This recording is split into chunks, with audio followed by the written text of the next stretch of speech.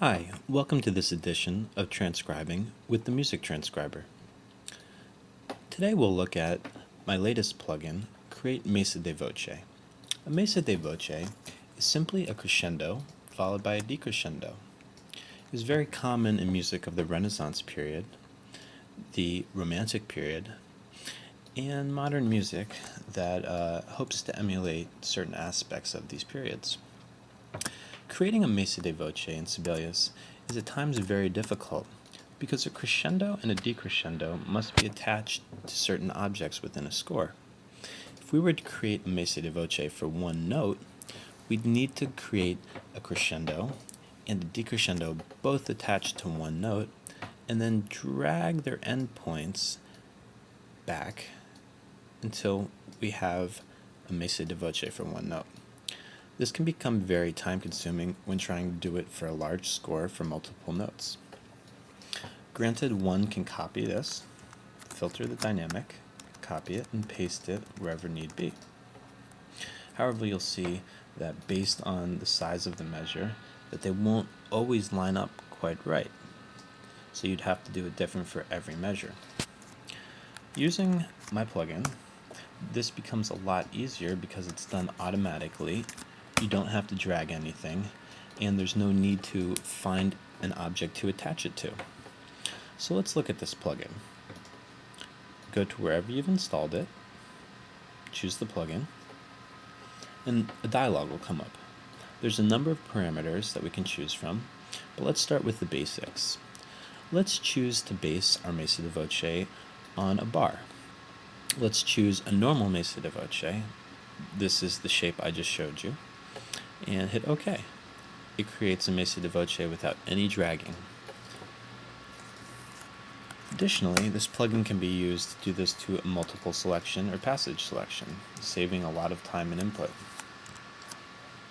Let's base it on bars again, a normal Messa Di Voce, hit OK, and bingo, it does it for all of them. Now let's look at some of the other parameters.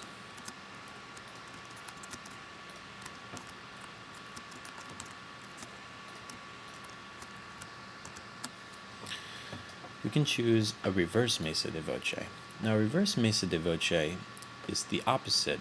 It's a decrescendo followed by a crescendo. We'll base it on the bar again, choose reverse Messa Di Voce, and hit OK. Sorry about that. And there you go. It creates a reverse Messa Di Voce for every bar in our selection. Let's undo that for a moment and look at some of the other parameters. Let's base it on bars again, choose a normal Messa Di Voce this time, and we're going to choose to create an expression marking between the hairpins. This is very useful because, as I said, everything needs to be attached to something. But if there's nothing to attach something to in between the hairpins, this is where it would be, this becomes very difficult. But using this plugin, it's automatic. So we're going to create a dynamic marking of piano in between the two hairpins, and there you go. Now let's look at a reverse Messa Di Voce. Do the same thing. This time, piano makes a little more sense because you're decrescendoing. And there you go, same thing. And the beauty of this is, one, it's automatic, it saves you a lot of time, and also everything is already aligned. You don't have to deal with shifting things up or down or using the Sibelius a line in a row or a line in a column function because everything is automatically in place. Now let's filter this out for a moment and let's look at some of the other parameters that are available in this plugin. One of the neatest things is the abnormal shape. Now an abnormal shape is simply changing the ratio between the length of the crescendo and the length of the decrescendo. A right offset would mean that the first hairpin is going to be longer than the second hairpin. Let's base this on the bar again, and let's let it run. As you can see, everything is slightly offset to the right. The ratio is 3 to 1. This is 3 times as long as this. It's pretty much the most normal offset for a Messa Di Voce. But if any users out there have some need for a different ratio, contact me at themusictranscriber@yahoo.com, and we can talk about developing a version of this plugin for your own needs. Now let's look at the other offset, the left offset. This is simply going to mean that the first hairpin is shorter than the second hairpin of a ratio of 1 to 3. Let's base it on the bar again. And there you go, quite the opposite. You can also choose to create an expression marking. Since we're going to be crescendoing, let's crescendo to forte again. Abnormal shape. Let's right offset, base it on the bar, hit OK, and there you go. All of them are perfectly aligned based on the length of the bar. It even accounts for note spacing. As you can see, since this bar has 8th notes in it and a different staff, this measure is a little bit longer as far as the note spacing is concerned. But you don't have to deal with dragging. The plugin does it all for you. Let's get rid of that. Now, if you were going to do this whole score like that, you'd select all. Let's zoom in a little bit here so you can see it quite better. Let's run the plugin. Let's base it on the bars again. Let's do reverse Messa Di Voces. Let's do a abnormal shape.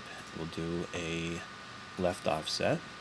No need to create dynamics because it'll just take longer for the plugin to run. I'd like to show everybody how efficient this is. Hit OK. Sit back, watch it paint your score. Now the beauty about this is you notice I've even selected empty bars, but the plugin is able to recognize what's an empty bar and what's not. So you can choose a whole score, or even if you were, say, only selecting the first measure but you wanted to select all of it, these stabs in the middle wouldn't get a Messa Di Voce because there is no music involved there. Now we could watch this whole thing, it's fun, and it does make an engraver's job easy. They can sit back, have a cup of coffee while it runs, but since I want to show you some of the other functions here, I'm going to stop this plugin. Okay, now let's undo what we did, and let's look at some of the other parameters. Say we had a section with half notes,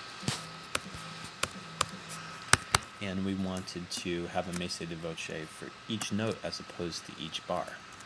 We'd simply go to base it on notes, which is the default, create a normal Messa Di Voce. Let's keep it without an expression marking, without an abnormal shape, just so you can see. And there you go, it creates one for every note. There's also one last parameter that's very useful in doing this, which is the base it on selection length. As you can see, I have 2 measures selected here. So if I wanted to have a crescendo for the first measure and a decrescendo for the second measure, I would choose 2 measures and base it on the selection length. There you go. It's easy as that. Now, it'll also do that reverse Messa Di Voce. Base it on the selection again. Reverse Messa Di Voce. Hit alright. And there it goes. So as you can see, this will save quite a bit of time in engraving, especially for Renaissance music. Feel free to contact me at themusictranscriber@yahoo.com with any comments, suggestions, or requests. Look forward to seeing you all at the next version of Transcribing with the Music Transcriber.